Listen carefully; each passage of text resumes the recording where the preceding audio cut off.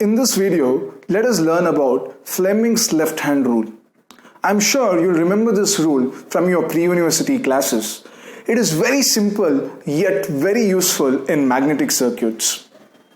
In case of DC motors, many a times you would be asked to find the direction of force acting on the conductor. When we pass a current through a conductor kept in a magnetic field, a force acts on the conductor resulting in motion. To know about the direction of this motion, we use left-hand rule. You will learn about DC motors in our module 2. So, how do we define this rule? Let us see that. Touch your forefinger, second finger and thumb perpendicular to each other as shown.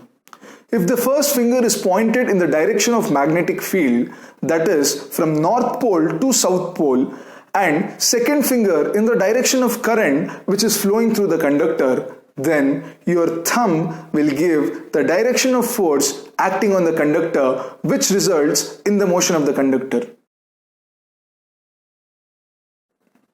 The motion of this conductor will be upwards or downwards.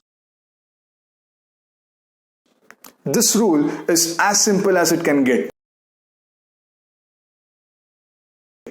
So remember, forefinger F for field, in second finger C for current, and in thumb M for motion. Similar to this rule, we have Fleming's right-hand rule. Let us look at it in our next video.